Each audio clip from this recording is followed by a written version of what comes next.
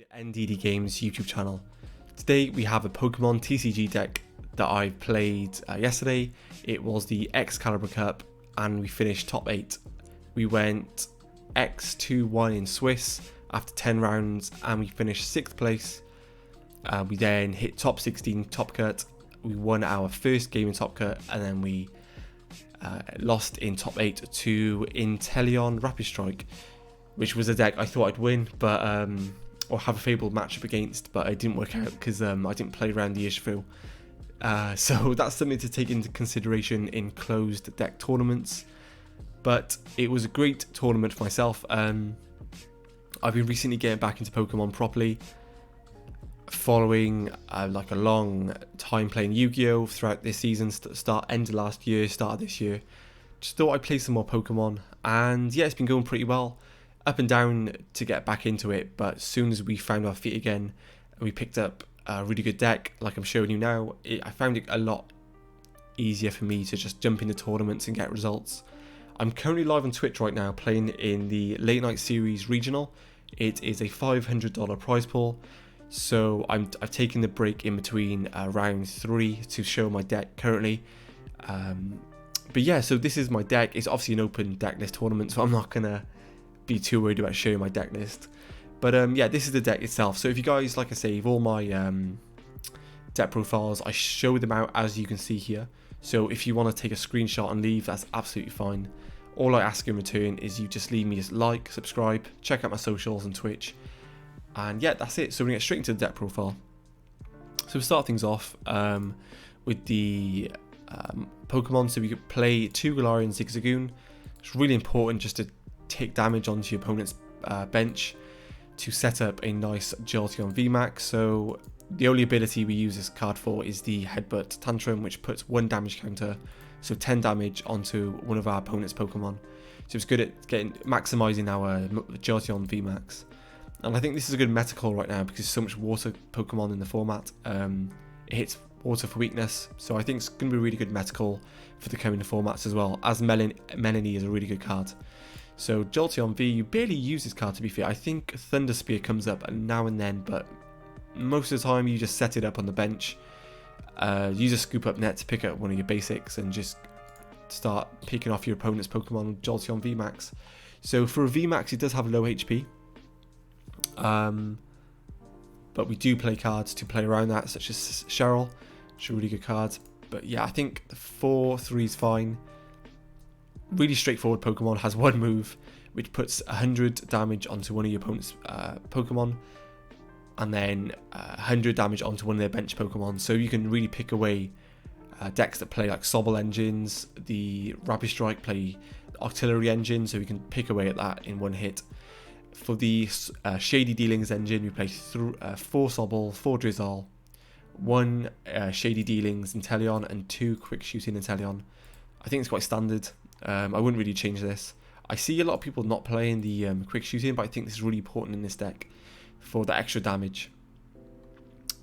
And obviously it gives your deck just so much toolbox. You can access all your support cards pretty much and your item cards, so it's really important to play this engine. We play 1 energy search because it's searchable and it gives us the option of getting to an energy. Again, 4 of the Evolution Incense along with 4 Levelable.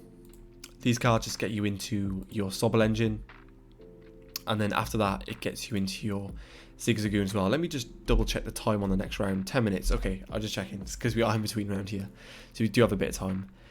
Fan of Waves, I think I would like to up this in the future. There's so many decks in the format that use special energy, so it might be a case of me potentially adding 2 of these to the deck, maybe cutting a path to the peak as well. But yeah, that's probably something I'd add going forward, but I'd probably have to test it a bit more. Quick Ball, just really standard consistency card. Scoop Up Net is really good utility and can get you out if your opponent bosses orders with you when you have one of these up. It can get you out of awkward situations, plus it can get you back into your engine if you use it properly and set up your Sobbles and Drizzles. Tool Scrapper, again, same as Fan of Waves, it's just a good utility card. Going into like an undefined tournament, it's good to have both of these, but it depends on the numbers, depending on the metagame, of course. 3 4 paths to the peak, but I wanted to play 3. Could potentially test playing 3. Really good card, like busted card. So good against most of the more explosive decks like Mew Genesect. And then Boss's Orders, because it's just like a good card in general. But I don't think it's really important because we can just snipe damage onto the bench anyway.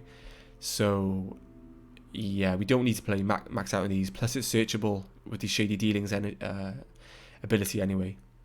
One Cheryl, this card's very, very important. So as I mentioned, Jolteon Vmax doesn't have the most HP. So it gives you option to just wipe your energies off a Jolteon and then just heal them. Plus you have 2 as well. You can wipe them both. And if you have access to both elemental badges, it's pretty free, to be fair.